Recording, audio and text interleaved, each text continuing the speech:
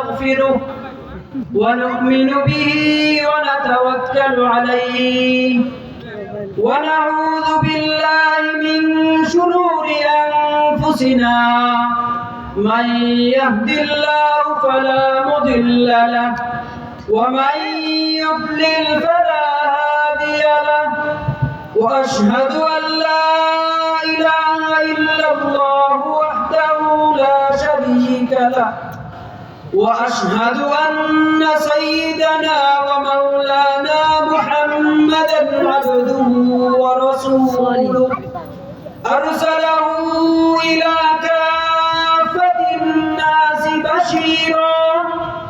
بشيرا ونذيرا وداعيا إلى الله بإذنه وسراجا منيرا أما بعد فأعوذ بالله من الشيطان الرجيم بسم الله الرحمن الرحيم فاذكروني يذكركم واشكروا لي ولا تكفرون قال النبي صلى الله عليه وسلم الدعاء هو العبادة أو كما قال عليه الصلاة والسلام اللهم صل على محمد وعلى آل محمد كما صليت على إبراهيم وعلى آل إبراهيم إنك حميد مجيد اللهم بارك على محمد وعلى آل محمد كما باركت على إبراهيم وعلى آل إبراهيم إنك حميد مجيد سبحانك لا علم لنا إلا ما علمتنا إنك أنت العليم الحكيم الحمد لله সমস্ত প্রশংসা আল্লাহ তাআলার যিনি আমাদেরকে গুরুত্বপূর্ণ মজলিসে আসার বসার জন্য তৌফিক দান করেছেন আল্লাহ তাআলা আমাদেরকে ভালো কাজ কল্যাণময় কাজ বেশি বেশি করার জন্য তৌফিক দান করুন আমিন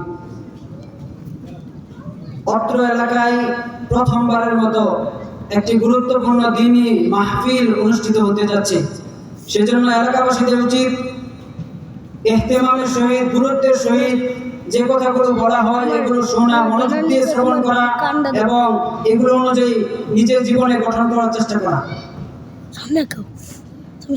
আল্লাহ তাআলা বলেন ফাযকুরুনি আযকুরকুম ওয়াশকুরুনি ওয়ালা তাকফুরুন আল্লাহ তাআলা বলেন ফাযকুরুনি তোমরা আমাকে স্মরণ করো তোমরা আমাকে ডাকো আযকুরকুম আমি তোমাদেরকে স্মরণ করব ওয়াশকুরুলি ওয়ালা তাকফুরুন তোমরা আমার কৃতজ্ঞতা প্রকাশ করো অকৃতজ্ঞ হইও না আল্লাহ তাআলা এই বিষয়টি গুরুত্বপূর্ণভাবে আরো অনেক আয়াতে বলেছেন এই বিষয়ে অনেক তাৎপর্য রয়েছে আল্লাহ তাআলা আমাদেরকে বান্দাকে কি করতে হবে এই বিষয়ে শিক্ষা দিচ্ছেন গুরুত্বপূর্ণ একটি শিক্ষা আল্লাহ তাআলা বলেন তোমরা আমাকে ডাকো আমাকে স্মরণ করো আমার জিকির করো নামাজ আদায় করো জিকির শব্দটা খুব ব্যাপক অর্থ রাখে অনেক অর্থ রাখে জিকির শব্দের মাঝে নামাজ আছে আল্লাহ তাআলা স্মরণ আছে তাসবিহ তাহলিল আছে কুরআন তেলাওয়াত আছে সহ অন্যান্য সকল ইবাদত রয়েছে আলোচনা এই যে আলোচনা করা হচ্ছে এটাও জিকিরের অন্তর্ভুক্ত আল্লাহ তাআলা বলেন তোমরা আমাকে স্মরণ করো আমিও তোমাদেরকে স্মরণ করব ওয়াশকুরুলি তোমরা আমার কৃতজ্ঞতা প্রকাশ করো সুস্থ থাকা অবস্থায় অসুস্থ থাকা অবস্থায় ভালো থাকা অবস্থায় খারাপ থাকা অবস্থায় সর্ব অবস্থায় আল্লাহ তাআলার শুকরিয়া আদায় করা উচিত আল্লাহ তাআলা এরপরে বলেন অকৃতজ্ঞ হইও না অকৃতজ্ঞ যেন আমরা না হই আল্লাহ তাআলার নাজ নিয়ামত আল্লাহ তাআলা পৃথিবীতে সৃষ্টিতে আমাদেরকে যে উদ্দেশ্য নিয়ে পাঠিয়েছেন সেই উদ্দেশ্যগুলো যথাযথভাবে বাস্তবায়ন করার ক্ষেত্রে আমরা যেন অকৃতজ্ঞ না হই। আল্লাহ তাআলা এই বিষয়টি আরো গুরুত্বপূর্ণভাবে বলেছেন। এজন্য এই বিষয়টিকে ভালোভাবে মানার চেষ্টা করা। আল্লাহ তাআলা আমাদেরকে পাঠিয়েছেন সর্বশেষে। আল্লাহ তাআলা মানুষ সৃষ্টির পর নবীদের ধারাবাহিকতার সর্বশেষ ধারাবাহিকতা মুহাম্মদ সাল্লাল্লাহু আলাইহি ওয়াসাল্লামকে পাঠিয়েছেন। তারপর আমাদেরকে তার উম্মত হিসাবে পাঠিয়েছেন। আমাদের জন্য কি কি করা উচিত, কি কি ছাড়া উচিত, এই বিষয়গুলো কোরআন হাদিসে রয়েছে, বিস্তারিতভাবে রয়েছে। আর দু চারটা ধর্মের মতো এমন নয় যে শুধুমাত্র যে কোনো একটা দিকের বিষয় রয়েছে, অন্য কোনো দিকের বিষয় বিস্তারিতভাবে নেই, এমন নয়। ইসলাম মানব জীবন থেকে মানুষের জন্মের শুরু থেকে নিয়ে শেষ পর্যন্ত কিয়ামত পর্যন্ত মানুষ কোথায় কোথায় যেতে পারে সেই বিষয়গুলোর বিস্তারিত বিবরণ রয়েছে। সেগুলো সুন্দরভাবে শ্রবণ করা, এই মাহফিলে এই বিষয়গুলো আলোচনা করা হবে, আমরা এগুলো শ্রবণ করব।